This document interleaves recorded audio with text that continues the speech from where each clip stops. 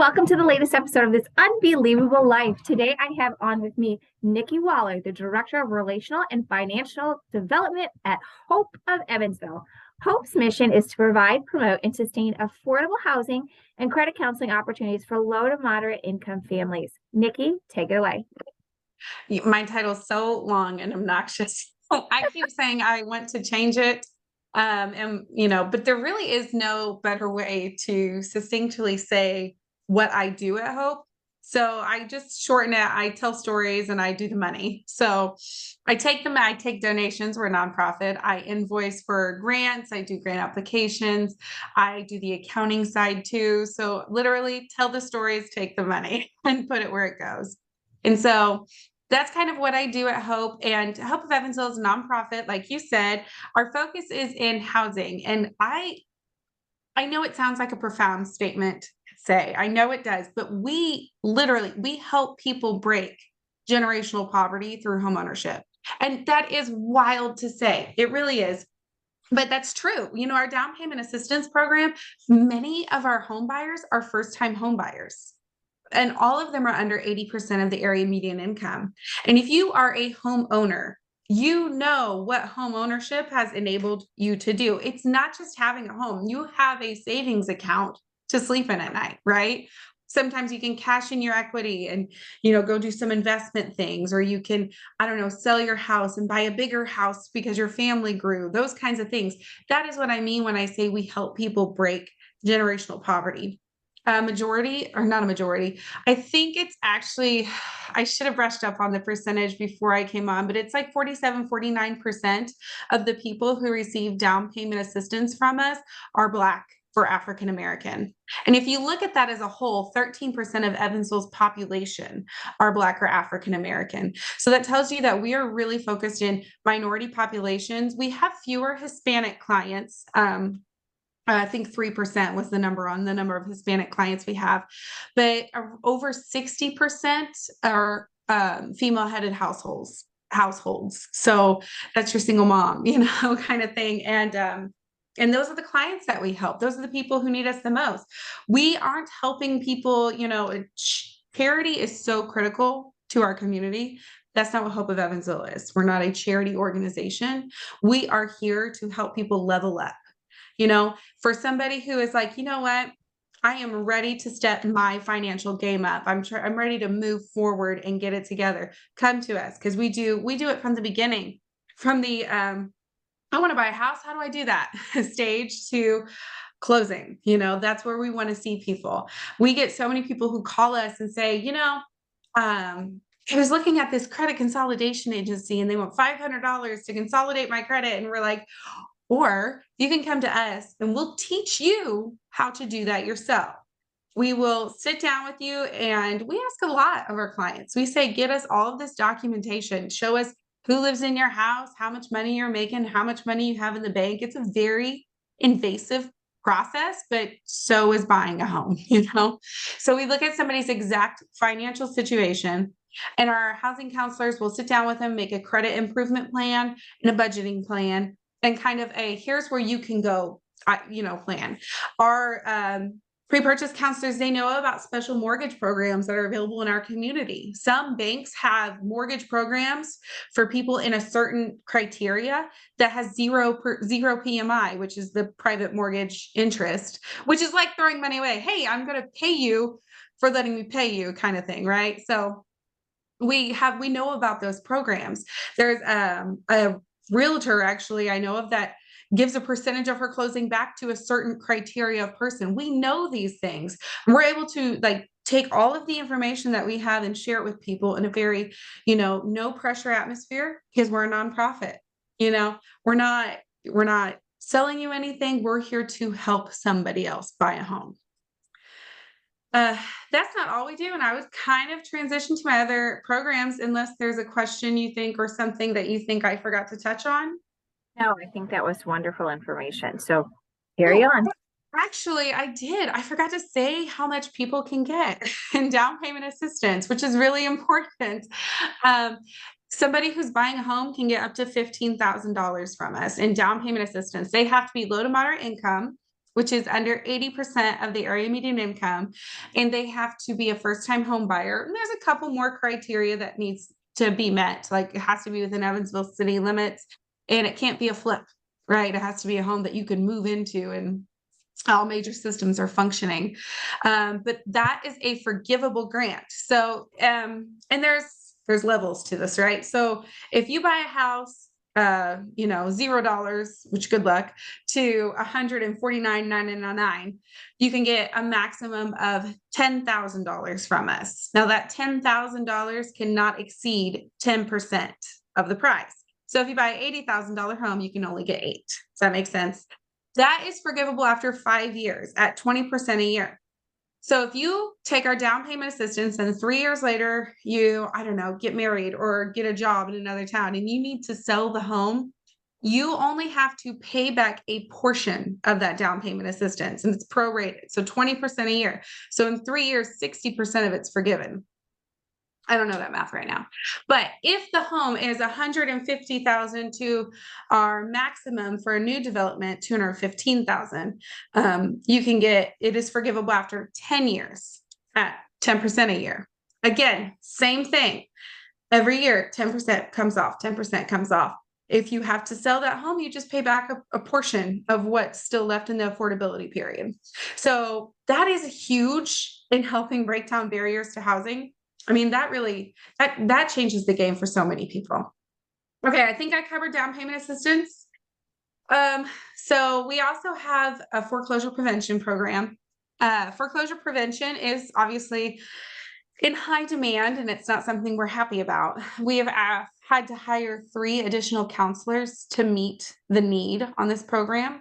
Foreclosure prevention services are statewide. So last month, and actually, I'm sorry, an average monthly service number is 218 clients approved for financial assistance from a federally funded program for foreclosure. It's called Homeowners Assistance Fund, Indiana Homeowners Assistance Fund. But we have that many people approved. I was talking to one of our counselors yesterday and I said, how many clients do you have right now? She said, I have 600 clients. That is huge. And those are people she's reaching out to and helping them apply for these funds. So we have a housing counselor who will reach out and say, hey, I saw you applied for this program. Let's talk about your situation. So the homeowner will tell, and right now it is restricted to people who were impacted by COVID, which is like all of us, I think, honestly, a lot of us were. But there are people, people who had to quit their jobs because their kids' daycare was no longer open during COVID, and they couldn't work for 9 months, and then they were having to homeschool their kids. And so these are the people who were really, really impacted. And that impact didn't end when we reopened the city and took the masks off, right? That impact is ongoing. I mean, if you've ever been in a financial struggle, and I've been in a financial struggle, it is hard to get out from underneath that burden that is created through it.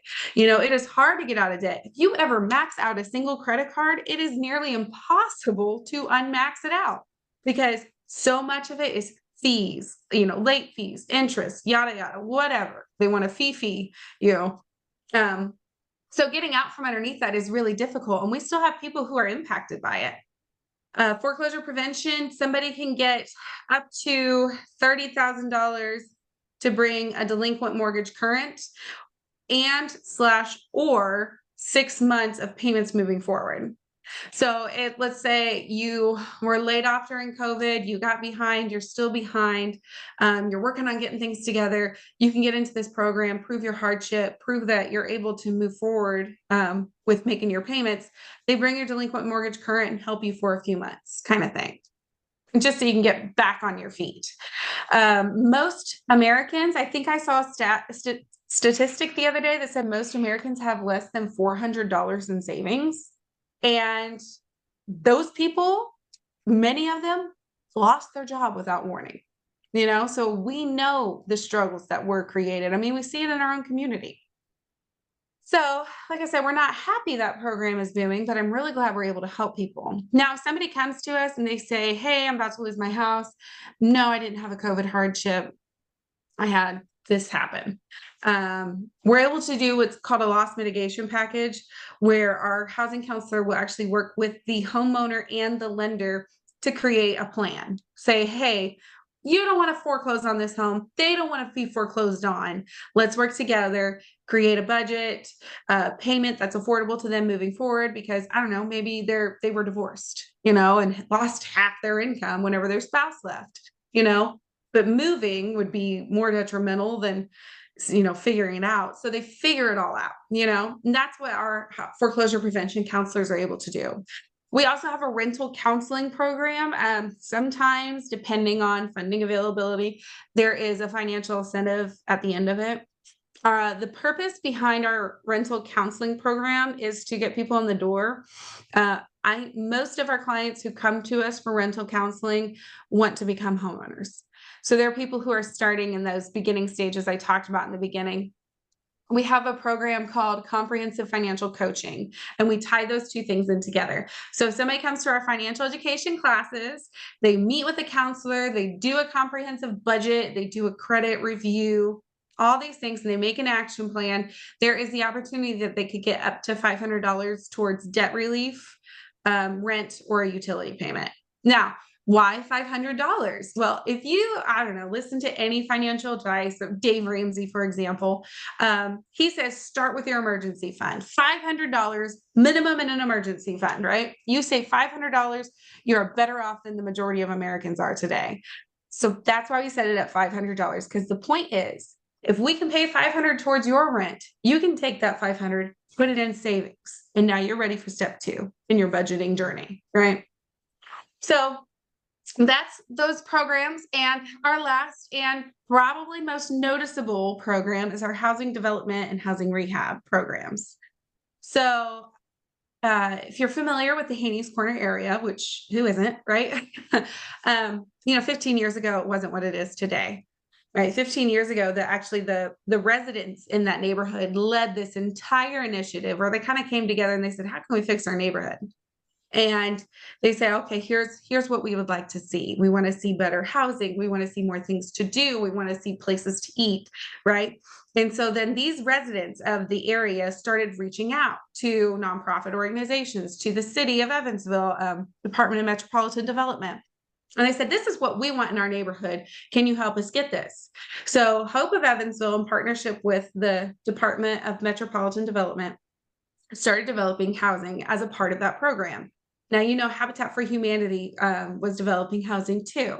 And anytime you see a house developed by Hope of Evansville, you see a Habitat house across the street. And I'll explain the reason for that in just a minute. But what we did, there were millions invested initially. I think it was 3 million, but don't quote me on that, actually. There were millions of dollars invested in housing. We developed these beautiful homes, and you wouldn't know they were our homes if you saw them, because believe me, I didn't until I started working here. And we sold them to people who were under 80% of the area median income. Then, which, just kind of for reference, I think for a family of 4, it's in the 50s, an area median income. So 80% is. So then we applied for a tax credit project and we were approved. And so we saw our initial investment, a big investment in the neighborhood, in $10 million. And we put that in single family scattered site housing. Now, which houses are those? If you drive around Haney's Corner, you see, or the Goosetown neighborhood, you see our homes. They're the green and yellow and purple 2-story homes with an attached garage. First time I saw one, before I worked at Hope, my husband, he's a juvenile probation officer, and he had dropped something off to one of his kids at one time. And we pull up to this house and I was like, well, that house kind of seems out of place, because it's this 2-story home and all the homes around it were kind of, falling apart. And he said, that's Habitat. And I said, Habitat's really stepped it up. No, it wasn't Habitat. It was a Hope home. But the point is that it's the same type of program, just for a different portion of the need. So back to what I was saying about whenever you'll see a Hope home, you'll always see a Habitat home. So the income spectrum that people develop housing for in our low to moderate income housing range is 30 to 80%. of the area median income. That is where we know there is the most need for affordable housing. Habitat, they will go all the way up to 80, but a majority of their clients are kind of in the lower end of that spectrum. Hope targets the higher end of that spectrum. So all of these people need housing.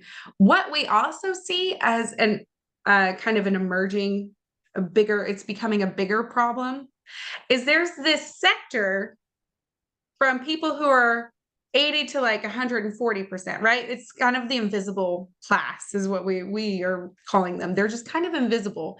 They don't really get, the housing and all of the federal assistance, but they still need it, right? So we don't have a plan for them yet. We don't.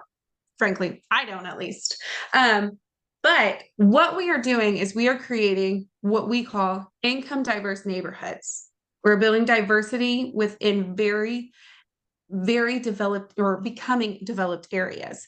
So you'll have, if you see it firsthand. If you drive down around Goosetown and Haney's Corner, that a surgeon owns that house, and somebody who, and Habitat House is down here. We're creating income diverse neighborhoods that way because that's how people succeed. That's how people thrive.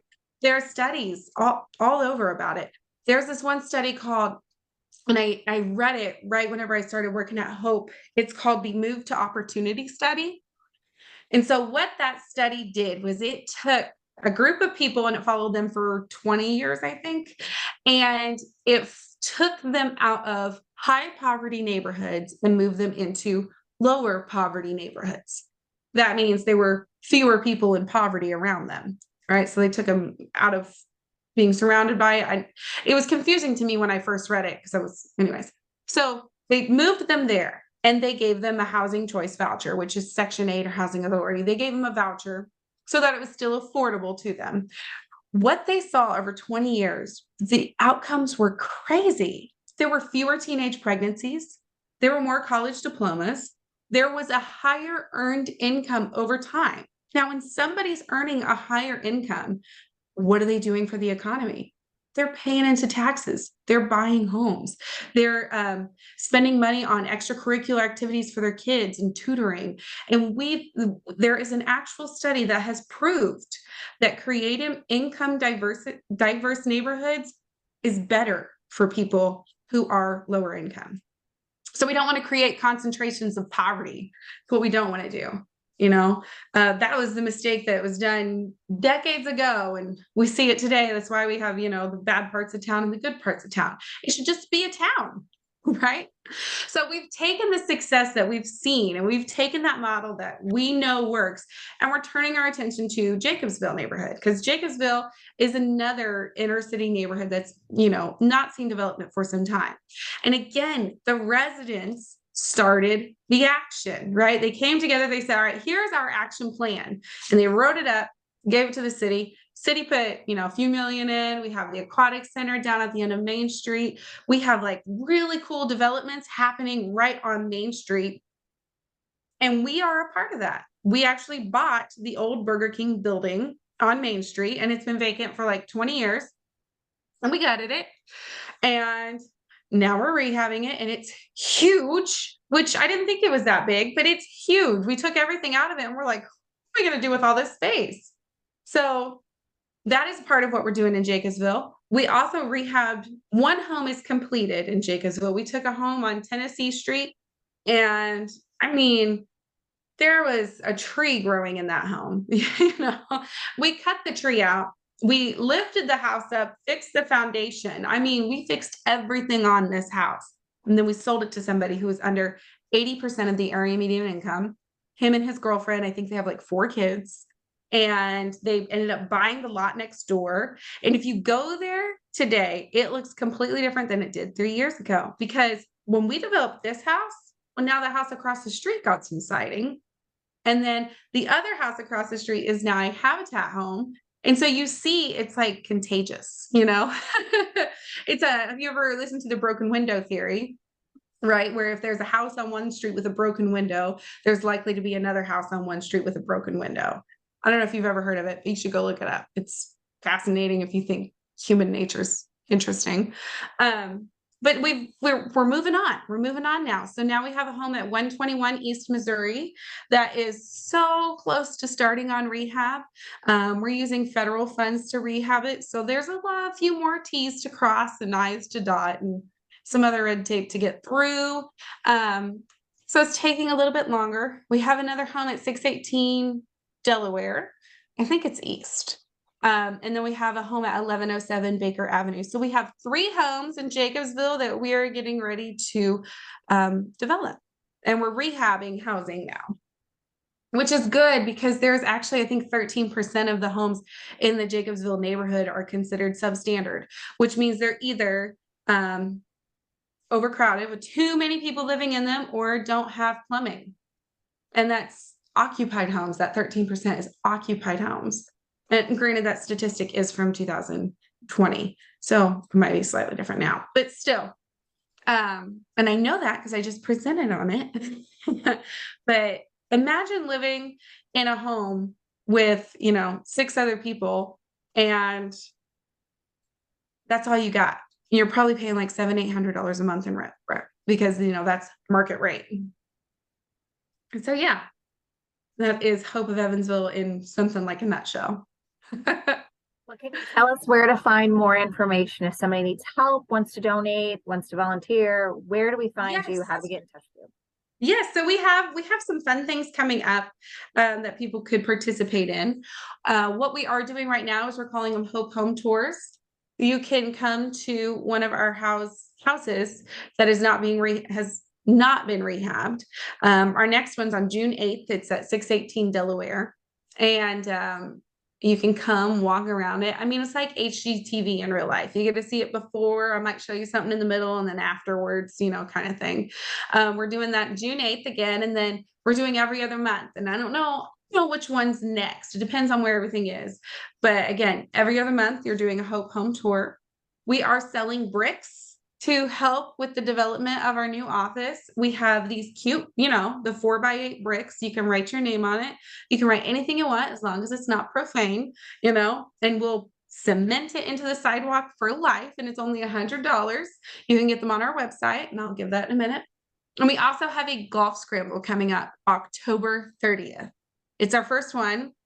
And so we're really excited about it, hoping to generate a little bit of buzz around it. It'll be right at the end of the golfing season. So maybe we'll get some people trying to get that last tee in. Again, October 30th, and that's a Monday. I hope it's not cold and costumes are welcome. If somebody wants to get a hold of us, is interested in becoming a homeowner, step 1 is going to our website, hopeofevansville.org. Again, that's hopeofevansville.org, and fill out our pre-purchase application. Fill out the application, don't pay an application fee, and attend Fair Shot. So we do have a $35 application fee if somebody wants to buy a home. There are a few more reports we have to get if somebody is buying a home. So that's what that application fee is for. Now, if somebody is at the, I think I want to be a homeowner stage, definitely need to come to Fair Shot, because if you attend, Fair Shot's our financial education. If you attend 2 Fair Shot classes, you get that application fee waived. So if somebody is in the, I think I want to buy a home phase, come to Fair Shot. We talk about budgeting. We talk about mortgages and credit in a super 101 way. That's like, what does FHA stand for? How do they decide my credit score? How do they know that I, have a 400 credit score or something, or 700, who knows? But those are the things we talk about in Fair Shot. And we also kind of give somebody an overview of all of our programs and all of the ways that they can get the help that they need. Then from Fair Shot, somebody would get a meeting with a counselor, and the counselor would work with them and say, okay, this seems like a good route for you. Here's your action steps. Take them. Come back whenever you're finished, kind of thing. So if somebody wants to get involved with that, start at our website, the pre-purchase application, or at Fair Shot. If somebody is facing foreclosure, our application for foreclosure prevention assistance is on our website too. If you go hopeofevansville.org, applications is in the top right corner, and there's 2, pre-purchase or foreclosure. Fill out the appropriate one. Foreclosure prevention services are 100% free. just fill out the application and we'll contact you and see what program is the best fit for you. Okay. Well, thank you so much for sharing your unbelievable life and all the fantastic things you guys do in the community.